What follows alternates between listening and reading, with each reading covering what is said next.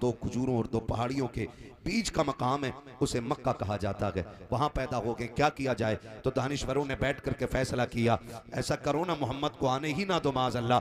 जब उन्होंने ये फैसला किया, कहा वो रोका कैसे जाएगा? कहा अब्दुल्ला को कत्ल कर लो, ना होंगे अब्दुल्ला ना आएंगे मोहम्मद रसूलुल्लाह। लेकिन उन्हें पता नहीं था फानूस बन के जिसकी हिफाजत हवा करे वो शम्मा क्या बुझे जिसे रोशन खुदा करे। एक किलर को बुलाया गया कत्ल करने के लिए हजरत अब्दुल्ला को, और बुला करके कहा गया तुझे एक बच्चे का सर काट के लाना है। उसने कहा कीमत क्या मिलेगी? कहा इतनी दौलत दी जाएगी कि तेरी नस्लों का गुजारा हो जाएगा। उसने कहा बच्चा कहां मिलेगा? कहा कि दो पहाड़ियों के बीच की एक जगह है जिसे मक्का कहा जाता है, उस जमीन पे बच्चा मिल जाएगा, उसका सर काट के ले आना। उसने बड़ी खुशी से सफर शुरू किया। बच्चे का सर काटना है और दौलत इतनी मिलने वाली है कि खानदान नहीं बल्कि नस्लों का गुजारा हो जाएगा। सफर तय करके मक्का शरीफ आया है। आकर के बच्चों पे गौर किया, सारे बच्चों को देख रखा है, सारे बच्चों पे निगाह डाली कि किससे अब्दुल्ला का पता पूछूं। एक बच्चा ऐसा था जिसका अंदाज निराला था, जिसका तौर तरीका निराला था, जिसके चेहरे में गजब की कशिश थी। उसी बच्चे को इशारा करके कहा बेटे जरा करीब तो आओ। वो बच्चा करीब आया। कहा क्या बात है? कहा मैं एक बच्चे की तलाश में आया हूं। कहा क्या काम है बच्चे से? कहा कि राज की बात है। कहा बताओ तो सकी। कहा ये राज नहीं बता सकता। बच्चे ने कहा राज है तो वादा करता हूं किसी से नहीं बताऊंगा। अरे हुजूर को जलवागर हुए पूरे 1500 साल होने वाले हैं। कितने साल? 1500 साल। मैं इस 12 रबीउन नूर की तहे दिल से तमाम आशिकों को दिली मुबारकबाद पेश करता हूं। अल्लाह सबको इमसाल भी हुजूर की विलादत की बरकतें नसीब फरमा दे। मैं बताऊं हजरत मुहद्दिस देलवी रहमतुल्लाह तआला अलैहि ने फरमाया कि जिस जमीन पे हुजूर की विलादत का तज़किरा होता है, अल्लाह 1 साल तक उस जमीन पे अपने करम की बारिशें फरमाया करता है। जिस बस्ती में हुजूर की विलादत का तज़किरा होता है, अल्लाह 1 साल तक उस बस्ती पे अपने करम की बारिशें फरमाता है। और आप फरमाते हैं कि जिस बस्ती में हुजूर की विलादत का तज़किरा होता है, अल्लाह 1 साल तक उस बस्ती को बलाओं से महफूज फरमा दिया करता है। और मुबारकबाद इस तौर पे पेश करना चाहता हूं कि यह मुकद्दर सुन्नियों का है कि हुजूर की आमद का जश्न हम सुन्नी मनाया करते हैं। हाँ जी, हम सुन्नी मनाया करते हैं और यह करम सरकार आला हजरत का है, सरकार आला हजरत का है। जितने भी मुल्कों में सुन्नी रहते हैं, आप सारे मुल्कों का जायजा लें, हर मुल्क में हुजूर की विलादत का जश्न मनाया जाता है। लेकिन जिस शान से जश्न हिंदुस्तान में मनाया जाता है वो किसी मुल्क में नहीं मनाया जाता है, क्योंकि इसी मुल्क में वो शख्सियत जलवागर हुई है जिसने कायनात को हुजूर की विलादत का जश्न मनाने का शऊर अता किया है। और उसी शख्सियत का नाम लेके हर फजर के बाद हमारी मस्जिदों से आवाज आती है, डाल दी कल्ब में अजमत मुस्तफा। बोले बड़े बड़े बोले सुभान अल्लाह, बोलो बड़े बड़ो सुभान अल्लाह। माइक लेके इंशाल्लाह वहां तक आ सकता हूं, लीड है होगी वहां तक, मगर बुलवा के छोड़ूंगा। क्या आवाज आती है? डाल दी कल्ब में अजमत मुस्तफा, सैयदी आला हजरत पे लाखों सलाम। करम रब का उसने हमें और आपको सुन्नी बरेलवी बनाया है। पक्के वाले सुन्नी हम सारे, चाय तो नहीं पीते इधर उधर, रिश्ता फूफी खाला बुआ बना रखी होगी कहीं ना कहीं, है ना? मैं बहुत गौर से मेरी बात की, बहुत गौर से मेरी बात सुनिएगा। सरकार मुफ्ती साहब क़िबला तशरीफ फरमाए, इनकी सरपरस्ती में पूरी जिम्मेदारी के साथ ये बात कह रहा हूं। हम ही वो सुन्नी बरेलवी लोग हैं जो हर वली को मानते हैं। बोले सुभान अल्लाह। साथ मौला अली को मानते हैं, और सिर्फ मौला अली को नहीं, हुजूर के 4 यारों को मानते हैं, और सिर्फ 4 यारों को नहीं, मुस्तफा के सारे वफादारों को मानते हैं। और हमारा ही ये नारा है, तुझसे और जन्नत से क्या मतलब, वहां भी दूर हो हम रसूलुल्लाह के जन्नत। हाँ जी, समझ में आ रहा है आप कितने दीनदार लोग हैं? एक मिसरा भी किसी को पूरा याद नहीं है। यूं तो सैयद भी हो, मिर्जा भी हो, अफगान भी हो, तुम सभी कुछ हो, बताओ कि मुसलमान भी हो। डॉक्टर इकबाल ने कहा था, तुम हो सूरत में नसारा तो तमद्दुन में हुनूद। ये वो मुस्लिम हैं जिन्हें देख के शर्माए यहूद। जिन्हें याद है वो मेरा साथ दें, और जिन्हें याद नहीं है वो आदत डाल लें। मैं कहता हूं एक मिसरा भी याद हो जाए और उसी को खेत में गुनगुनाना शुरू कर दो तो इंशाअल्लाह हुजूर के सनाखानों में नाम आ जाएगा। आप खुद बताइए, आपके यहाँ हाजी भी होंगे, नमाजी भी होंगे, बड़े बड़े रोजेदार ऐसे भी होंगे कि जो इफ्तारी करके कहते होंगे हाँ भाई कलवा का रोजा नहीं था इस बार, और फजर में सलाम फेर के करने भूरा किधर है। ये वो नमाजी हैं कि जिन्हें अल्लाह और उसके रसूल की रजा के लिए मस्जिद में आना नहीं मिलता है, बल्कि अपनी शान दिखाने के लिए ये मस्जिद में आया करते हैं। सुने बहुत गौर से मेरी बात, नमाज, रोजा, हज, ज़कात, ये सारी चीजें, लेकिन कोई गारंटी है कि हम खुदा की बारगाह में ये पेश करके कहेंगे अल्लाह हमने सजदे किए थे, हमें इन सजदों के बदले में बख्श दे? कोई ले रहा है गारंटी इस पूरी महफिल में? वहां तक नहीं ना। आला हजरत क्या कहते हैं, दिला बस खौफ से पत्ता सा उड़ा जाता है, पल्ला हल्का की सगी भारी है भरोसा तेरा। हमें अगर नाज है तो सिर्फ इस बात पे नाज है कि रब ने हमें हुजूर की उम्मत में पैदा फरमा दिया है, और सिर्फ हुजूर की निस्बत पे नाज है। और जब हमें हुजूर की निस्बत पे नाज है ना, तो फिर ये बताइए हुजूर से बना के रखनी चाहिए कि बिगाड़ के रखनी चाहिए? सारे बोले, अभी सब नहीं बोल रहे हैं। जिनका दिया तू खाए, उन्हीं को तू गुर्राए, लगता है तूने पी है अशरफ अली की चाय। बताओ हुजूर से बना के रखनी चाहिए कि बिगाड़ के? पीछे वाले भी बोले, कैसे रखनी चाहिए? बना के रखनी चाहिए। और आज हजरत ने फरमाया 25%, 25% हमने रिश्ते के नाम पे, ताल्लुकात के नाम पे, मामलात के नाम पे बदमज़हबों से हाथ मिला रखे। बड़ी बात करने लगा हूं, हमारा वहाबियों से न मेड़ का झगड़ा है, न बैल खोले उन्होंने हमारे, न दुकान काटी है उन्होंने हमारी। झगड़ा सिर्फ इतना है कि जैसे हुजूर को मानना चाहिए वो वैसा नहीं मानते। ये मैंने 100 बातों की एक बात कह दी, पूरी जिंदगी मुफ्ती साहब क़िबला की बाल सफेद हो गए, कमजोरी आ गई, यही दीन दुनिया को सिखाते हुए गुजर गई है। सिर्फ इतना है कि हुजूर को जैसा मानना चाहिए वो वैसा नहीं मानते, बस ये झगड़ा है। अब इसकी अलग अलग बातें करूंगा तो बड़ा वक्त चाहिए। मैं एक मोटी सी बात बता दूं, इन वहाबियों का अकीदा यह है माज़ अल्लाह नबी के माँ बाप जहन्नमी है। बोलो माज़ अल्लाह। इनका अकीदा क्या है? नबी के माँ बाप, बोलो डर क्यों रहे हो? जब मैं बुलवाऊं तो बोलो। इनका अकीदा क्या है कि नबी के माँ बाप, और हमारा अकीदा यह है कि वो सिर्फ जन्नती नहीं, अल्लाह ने उन्हें मालिक जन्नत बनाया है। इसलिए कि रब ने महबूब को हर ऐब से पाक पैदा किया। आला हज़रत कहते हैं लमियाती नज़ीर कफी नज़रिन मिसले तो नशुद पैदा जाना, जगराज को ताज तुरे सरसो है तुझको शहेद व सरा जाना। आला हज़रत फरमाते आपके जैसा तो कोई देखा ही नहीं। और जिब्रील क्या कहते हैं, सरकार देखे वो कि जब कोई आया हो, कहते हैं रोजे अव्वल से लेके आज तक खुदा ने आपके जैसा किसी को पैदा किया ही नहीं। यही तो बरेली से आवाज आती है, बोले सिदरा वाले ये चमने जहां के थाले सभी मैंने छान डाले, तेरे पाए का न पाया तुझे यक ने यक बनाया, तुझे हमद है खुदाया, तुझे हमद है खुदाया। इन वहाबियों का अकीदा क्या है? माज़अल्लाह नबी के माँ बाप। और हमारा अकीदा नबी के माँ बाप, नबी की माँ आमीना भी शान वाली हैं और हजरत अब्दुल्ला भी शान वाले हैं। ये सारे जिम्मेदार लोग बैठे, पूरी जिम्मेदारी से कह रहा हूं।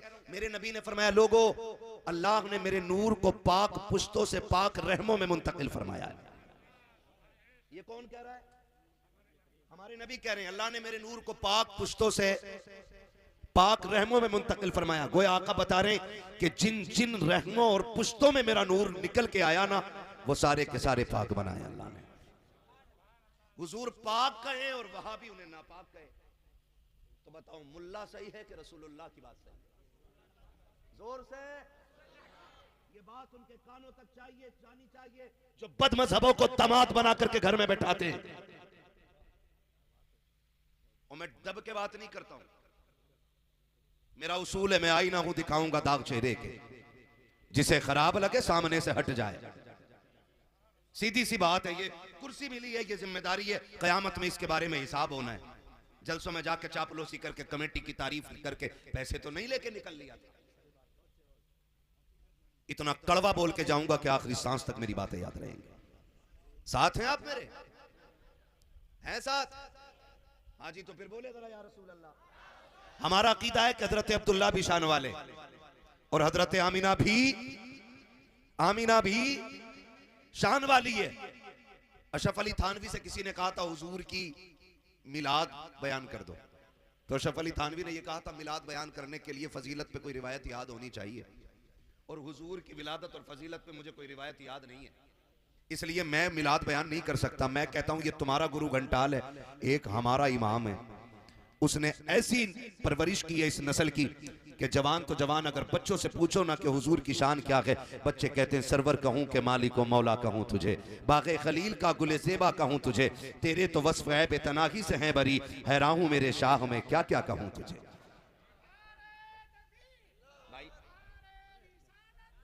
मुझे भाई मैं बता दूं तुम्हें, अल्लाह आपको जज़ाए खैर दे, मैं छत्तीसगढ़ से आया हूं, सोया नहीं हूं अभी, मुझे नींद लग रही है, मुझे कम वक्त में बात पूरी करनी है, ठीक है ना। नारे पहली बात तो अब रोक ही दें और लगाएं भी तो निहायत मुख्तसर लगाएं ताकि मौलवी सांस ले ले,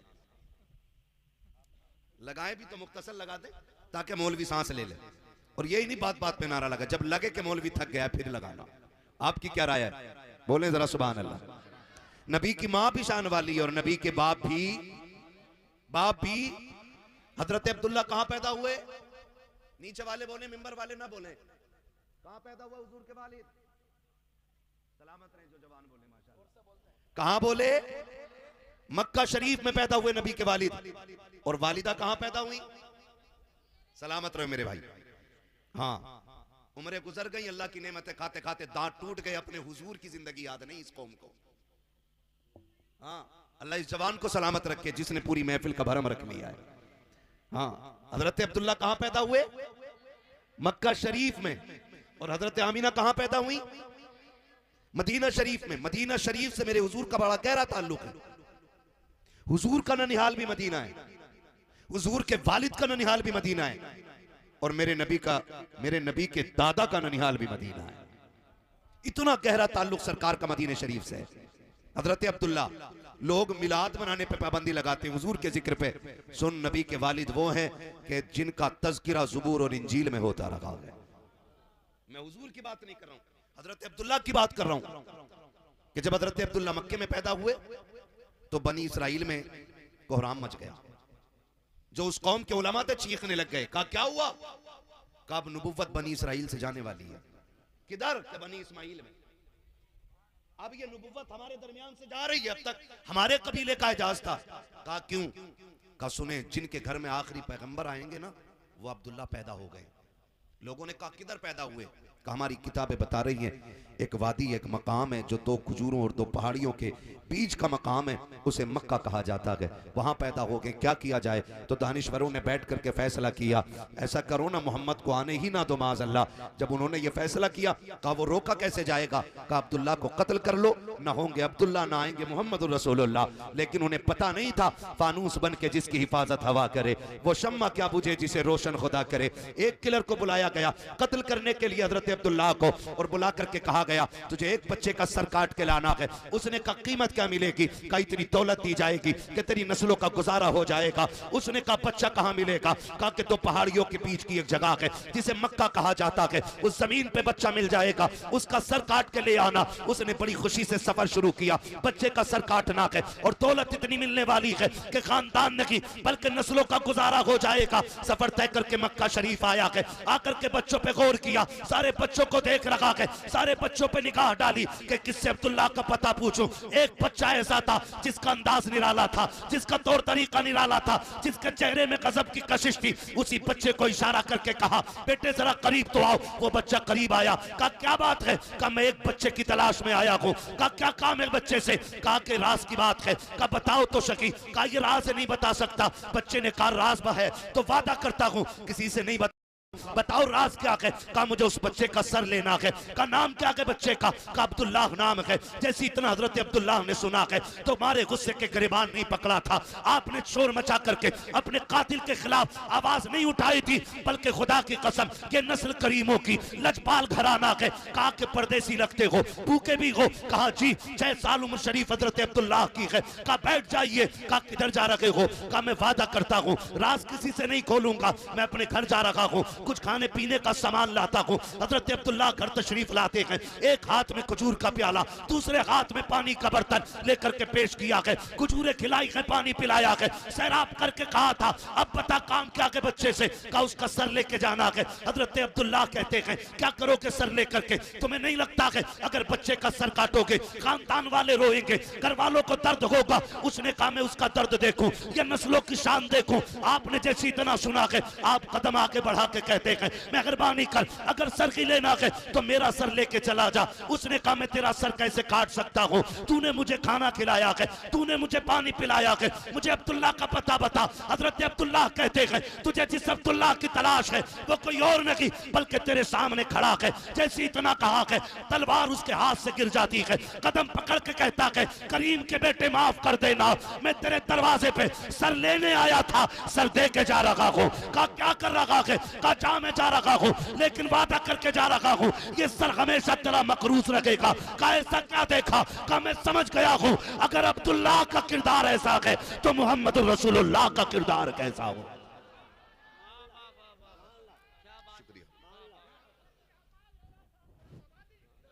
तवज्जो है सारे लोगों की। ये मेरे नबी के वालिद हजरत अब्दुल्ला, कातिल ने कहा था अगर अब्दुल्ला ऐसे हैं तो फिर रसूलुल्लाह कैसे होंगे। अगर उनकी अजमत पे बात करूं मुकम्मल तो मुकम्मल वक्त उन्हीं पे बात करने में गुजर जाएगा। याद रखिएगा इधर हजरत अब्दुल्ला हैं, उधर हजरत आमीना है। बोले सुभान अल्लाह। आप तवज्जो मेरी तरफ रखें भाई, काम खामोशी से करने तवज्जो है, जरा कह दे या रसूल अल्लाह। और जोर से बोलो। नहीं नहीं लग रहा है थक गए, थके तो नहीं है ना। अगर इजाजत हो तो मैं सफर का आगाज करूं, लेकिन कहूंगा ये कि जरा सारे बोल दें या रसूल अल्लाह। वल्लाह वो सुन लेंगे, फरियाद को पहुंचेंगे। इतना भी तो हो कोई जो आह करे दिल से। हाँ जी, हुजूर को जब भी पुकारा करो ना तो दिल से पुकारा करो, मौलवी की टोका टाकी से। अगर तुमने या रसूल अल्लाह कहा भी तो फिर तुम्हें मिलेगा क्या। दिल से हुजूर की बात आया करे ना तो सिर्फ हाथ नहीं बंदों के दिल खड़े हो जाने चाहिए। दिल बोले जरा खुल के या रसूल अल्लाह। मजा आ गया सुभान अल्लाह। आपके पीछे वाले लोग भी हमारे साथ हो गए, खुदा सलामत रख के बोले और जोर से या रसूल अल्लाह। ये हजरत अब्दुल्ला है। और नबी की अम्मी पे बात करूं, इजाजत है। नबी की अम्मी का नाम क्या है, सैयदा, क्या बात है, सलामत रहे, आमीना। आमीना चाहो तो कहो अमानत वाली, चाहो तो कहो ईमान वाली। हाँ ये सैयद आमीना मदीने शरीफ में पैदा हो रही, वहाब बिन अब्द मन्नाफ के आंगन में, और बचपन ही से शान निराली, तौर तरीके निराले, सारी बच्चियों से अलग थलग रहना, किसी से कोई मजाक नहीं, किसी से कोई बेहुदा गुफ्तगू नहीं, बल्कि अल्लाह ने नबी की अम्मी को यह शान अता की थी कि अगर बड़ी उम्र की औरतों में बैठकर भी सैयद आमीना बोलती थी ना तो बड़े बड़ी तजर्बाकार औरतें भी आपकी बात को कान लगा करके सुना करती थी। अल्लाह ने यह फाहम फिरासत सैयद आमीना को अता फरमाई। आप गौर करें, मैं बहन बेटियों से गुजारिश करूंगा, खुदारा कभी दुपट्टा उतारने का ख्याल दिल में आए ना तो सोच लिया करना ये सिर्फ दुपट्टा नहीं है, ये हुजूर के करम की चादर है जो हमारे सरों पे रखी हुई है। वरना हमारी औकात, बहन बेटियां सोच लिया करें, हमारी औकात तो ये थी हमें जिंदा होने का हक नहीं था, हमें बोलने का हक नहीं था, हमें सांस लेने का अधिकार नहीं था।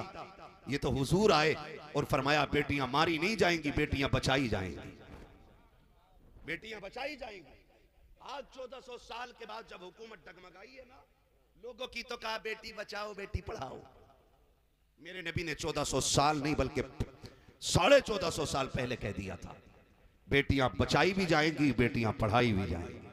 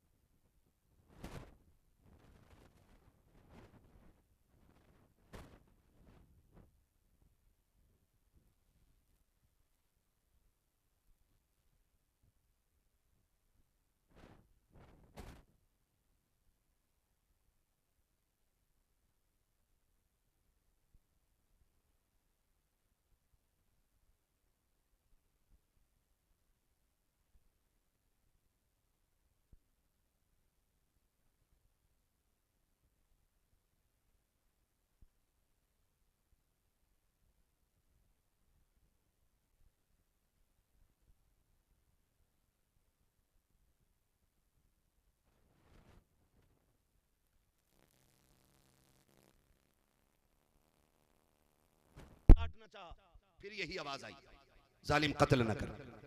तीसरी मर्तबा जब तलवार उठाई ना, फिर आवाज आती है, अगर तू नहीं पालता तो छोड़ जाए, अपने कर्म से हम इसे पाल के दिखा देंगे। तो गुलाम ये समझा शायद बच्ची अजमतों वाली है, इसलिए इसको बचाया जा रहा है। वो ले गया और बच्ची को पाला। बच्ची ने तालीम हासिल की, पूछे इन उलमा से, वो अपने वक्त की सबसे बड़ी काहिना बनी और उसका नाम सौदा था। इतनी बड़ी काहिना के हाथ की लकीरें देख के बताती थी कि सामने वाले की तकदीर में लिखा क्या है। इतनी बड़ी काहिना, जब किसी शहर से गुजरती ऐलान हो जाता कि सौदा आ रही है, लोग लाइन में लग जाते। कोई कहता मेरे हाथ में क्या है, मेरे हाथ में क्या है। वो हाथ की लकीरें देख के लम्हे नहीं लगाती, बताती कल तेरे साथ ये होने वाला है, तेरे नसीब में ये लिखा हुआ है। इतनी बड़ी काहिना। एक दिन उसका गुजर हुजूर की ननिहाल मदीने शरीफ से होने लगता है। ऐलान हो गया सौदा आ रही है। जिसे तकदीर के बारे में पूछना गया जाए, शहर का एक एक बच्चा चौक में आ गया, उसी सौदा का इंतजार हो रहा है। जैसी सौदा आई है, लोगों की लाइन लग गई। लकीरें देखती बताती जाती, तेरे नसीब में यूं है, तेरे नसीब में ये है। अल्लाह पर जब नसीबों का खेल खेला जा रहा है, जब नसीबों की तहरीरें पढ़ी जा रही है, तब दूर कने कोने में खड़े होकर के मेरी नबी की अम्मी ये तमाशा देख रही है। आप लाइन में नहीं आई, किसी लड़की ने जाके कहा था, आमिना क्या तू हाथ नहीं दिखाएगी? हजरत आमिना ने मुस्कुरा के कहा था, मुझको मेरे रब की जात पे भरोसा है, मुझे किसी लकीरें देखने वाले पे भरोसा नहीं है, मुझे जरूरत नहीं है मैं लकीरें दिखाऊं। उसने कहा बात तुझे तो नहीं है, लेकिन हमें जरूरत है, क्योंकि तू हमसे सबसे जुदा है, तेरा तरीका सबसे अलग है, तेरा उसूल सबसे अलग है। देखे तो सही अल्लाह ने तुझे क्या शान अता की है। ऐ कौन तू? पकड़ के हाथ जब काहिना के पास सैयदा आमिना को लाया जाता है, उसने हजरत आमिना के हाथ की लकीरों पे निकाह डाली है। सौदा के माथे पे पसीना आने लगता है। कभी चेहरा देख रही है, कभी आसमान देख रही है, कभी चेहरा देख रही है, कभी आसमान देख रही है। खड़े लोगों ने कहा था, सौदा बता तो सही, कोई लकीर ऐसी नहीं है जिसे देखने में इतनी देर लग गई हो। इसकी लकीरों में ऐसा क्या है जो तेरी जबान पे ताला लग गया है? तो सौदा ने कहा था, आज तक मैंने ऐसी लकीरें किसी की नहीं देखी है जो इसके हाथ की लकीरें हैं। कहा लिखा क्या है? कहा इसका हाथ बता रहा है, या तो ये खुद नबियों के इमाम बनेगी या नबियों के इमाम की मां बन के दुनिया में आ गई है। अल्लाह अकबर। लोग क्या समझते हैं, जिक्र मिटा देंगे हुजूर का? मैं कभी गौर करता हूं, ये वही सौदा है जिसे खुदा ने बचाया था, जिसे और खुदा ने इसलिए बचाया था कि इसके जरिए महबूब की आमद का ऐलान कराना था। पता चला जो उनकी आमद का जश्न मनाया करते हैं या उनके आने के नारे लगाते हैं, वो कभी मारे नहीं जाते हैं, खुदा की रहमतें हिफाजत किया करती हैं। अल्लाह अकबर। इधर हजरत अब्दुल्ला जवान हो रहे, उधर सैयदा आमिना जवान हो रही। अब्दुल्ला वो हैं जिन्हें मक्के का यूसुफ कहा जाता था। हाँ, इतने खूबसूरत, इतने हसीन कि लोग इनको मक्के का यूसुफ कहते थे। एक यूसुफ मिस्र में आए, हाँ, वो हजरत याकूब के यूसुफ हैं, और ये मक्के के यूसुफ कहे जाते। इतने हसीन, इतने हसीन थे कि लोग राहों में खड़े रहते थे एक झलक देखने के लिए। और हसीन क्यों ना होते, इनकी पेशानी में मेरे महबूब का नूर जो जगमगा रहा था। हाँ, वो हंसी क्या जो फितने उठा कर चले, हाँ हंसी वो जो फितने दबा कर चले।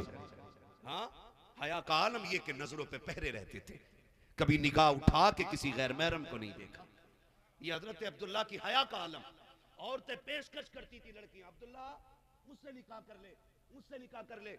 मुस्कुरा के कहते थे, सुने, जिनके बड़े घर में मौजूद होते हैं उस घर के बच्चे फैसले नहीं किया करते। समझे कुछ? समझे कुछ? हाँ, मुफ्ती साहब क़िबला फरमा रहे हैं, अपना माहौल देखो। वो दौरे जाहिलियत के अंदर भी ऐसे हया वाले थे। लड़की मुंह से कहती थी, अब्दुल्ला निकाह कर ले, 100 ऊंट दूंगी, वो भी सुर्ख ऊंट। हाँ, सुर्ख ऊंट। आज का अरबपति इतना अमीर नहीं होता जितना उस वक्त के 100 सुर्ख ऊंटों का मालिक अमीर होता था।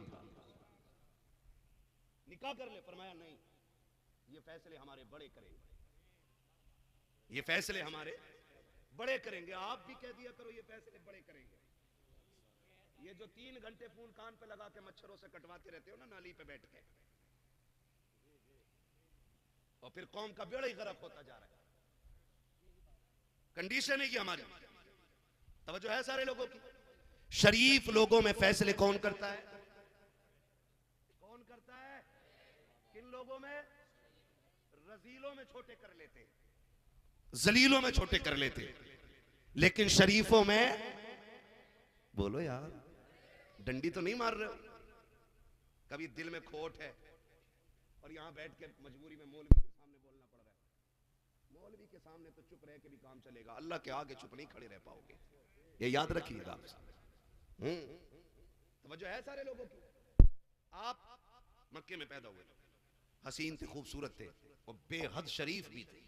हजरत अब्दुल मुत्तलिब को फिक्र लाही कोई के कहां से लाऊं इसके लिए मैं शरीफ लड़की। इसी फिक्र में रहते थे। एक दिन हरम शरीफ में लेटे थे, आंख लग गई, ख्वाब में हसीन और महजबीन बुजुर्ग आए और कहने लगे अब्दुल मुत्तलिब बेटे के रिश्ते को लेकर परेशान हो? कहा जी। फरमाया परेशान ना हो, अल्लाह ने आपके बेटे के लिए लड़की का इंतजाम मदीने में कर दिया है। मदीने शरीफ में। कहा किधर? कहा सुबह उठना वहाब बिन अब्द मनाफ के दरवाजे चले जाना, उनकी एक बेटी आमीना है, एक बेटी आमीना है, उनसे जाके बेटे के रिश्ते की बात कर लेना। तो हजरत अब्दुल मुत्तलिब कहते हैं आप हैं कौन? आप हैं कौन? तो फरमाते मुझे इब्राहिम खलीलुल्लाह कहा जाता है। पता चला रिश्ते जितने बड़े होते हैं, रिश्ते कराने वाले भी उसी शान के हुआ करते हैं। आज तो पौवा मार के रिश्ता करा रहे आगे, मछली भरी पी और कह रहा मुखिया करोगे रिश्ता लड़के का? फला जगह समझ लेना भाई किस क्वालिटी का बंदा है। ख्याल रखिएगा, जितने अच्छे लोग होते रिश्ता कराने वाले उतने अच्छे लोग होते। अल्लाह के खलील को आना पड़ा है। हजरत अब्दुल्लाह के रिश्ते के लिए उठे, बेटों को साथ लिया, मदीने पहुंच गए। इधर हजरत वहाब बिन अब्द मन्नाफ, रात को बेटी सोई आमीना और बैठे हुए, आंख में आंसू आ गए। आपकी ज़ौजा पूछती है क्या खैर है, क्यों रोए? कहा मैं सोच रहा हूं आमीना का निकाह कहां करूं, इसके जैसा लड़का कहां मिलेगा। जब बेटियां जवान हो जाती है ना तो बाप की आंखों की नींद उड़ जाती है, बाप कमजोर होने लगता है क्योंकि बेटी जवान हो गई है। इन हराम खोरों को, भिकमंगों को क्या पता 10 लाख भीख मांग करके अपने आप को जिम्मेदार ठेकेदार कहते हैं, इनसे बड़ा कुत्ता जमीन पे कोई नहीं होता है। इनसे बड़ा कुत्ता कोई नहीं है जमीन पे जो डिमांड करे। रिश्ते ऐसे नहीं होते बेटियों के। और ऐसे ही वो बिचौलिया जब बेटी का रिश्ता कराते तो कहते लड़का 70,000 कमा रहा और कमाता नहीं है 70 रुपए भी। मुफ्ती साहब ये कह रहे हो अभी तुम्हारे तो देख रहे हो अपने अब्बा की डलवाए उसमें 70,000 इसी महीने की तनख्वाह। तो लड़की वाला सोचता है यार ठीक ठाक है, मांग तो ना मांगू कुछ ना, लेकिन वो जो बराबर के गांव वाले हैं ना वो 15 लाख दे रहे हैं, इनकी मांग कुछ ना। वही मसला है कि तुम्हें जो है कम से कम 20 देने पड़ेंगे। यह कंडीशन हमारी कौम की है। डूब के मर जाना चाहिए हमारी कौम को, जिसने 8 लाख बेटियां जिसकी मुर्तद हो चुकी हूं 5 सालों के अंदर। 8 लाख बेटियां मुर्तद हो गई, लेकिन अभी हमारी भीख पे फर्क नहीं पड़ा है।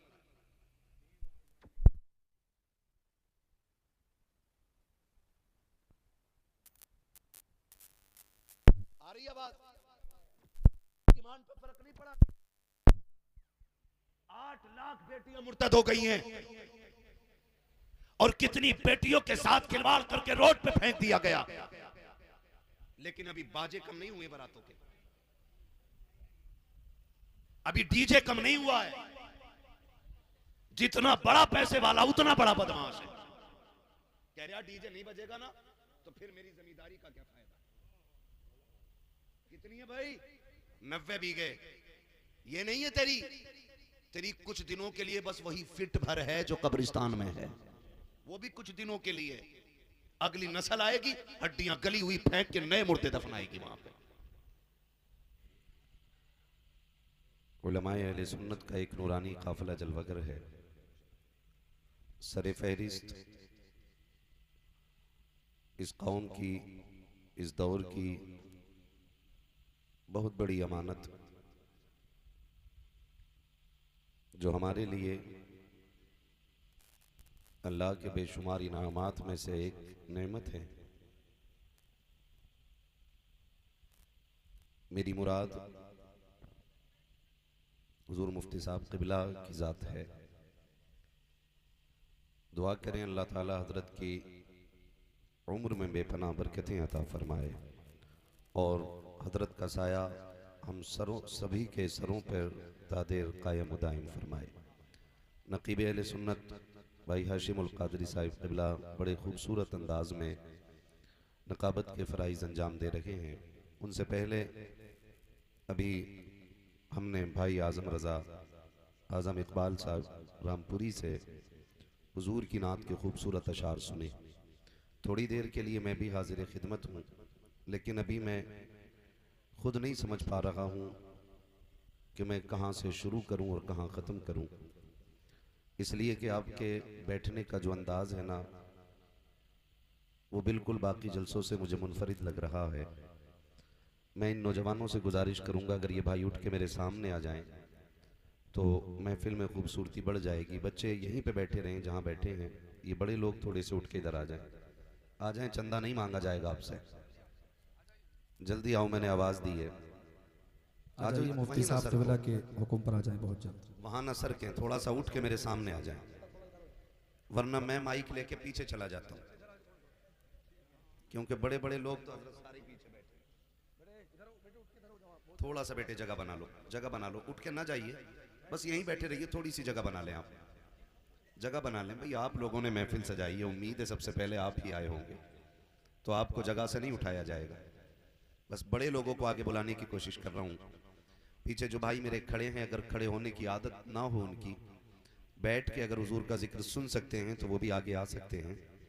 बाकी जिसको ऊंचा टीला चाहिए था वो उसने ले लिया, जिसे दीवार की सपोर्ट चाहिए थी वो भी उसे मिल गई है। जो कमर के कमज़ोर थे उन्होंने तकिए लगा लिए हैं। बाकी मर्जी है आपकी, मगर दीवार से संभल के लग के बैठना बेटा, कहीं बिच्छू ना हो। ये नौजवान जो पर्दे में छुप के बैठे, इनका क्या मसला मैं नहीं जानता हूं। ऐसे काम क्यों करते हो बेटे जो छुप के बैठना पड़े? फिर आगे आ जाओ, थोड़ा सा आगे होके बैठो, ये जलसा है बेटे, पंचायत नहीं है। अब खैरियत हैं सारे लोग? वो कहाँ है हमारे भाई जिन्होंने दावत दी है हमें?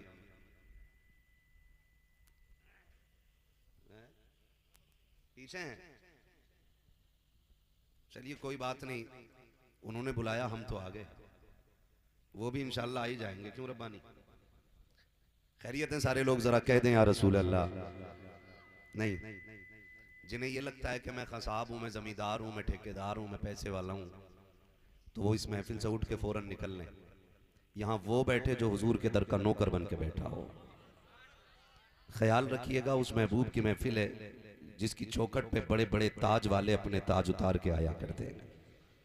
अगर सुभान अल्लाह कहना ये छोटे लोगों का काम है ना, तो ऐसे बड़े लोगों की बिल्कुल महफिल में ज़रूरत नहीं है जो अपने आप को इतना बड़ा समझते हो कि सुभान अल्लाह कहने में उनकी तौहीन होती हो।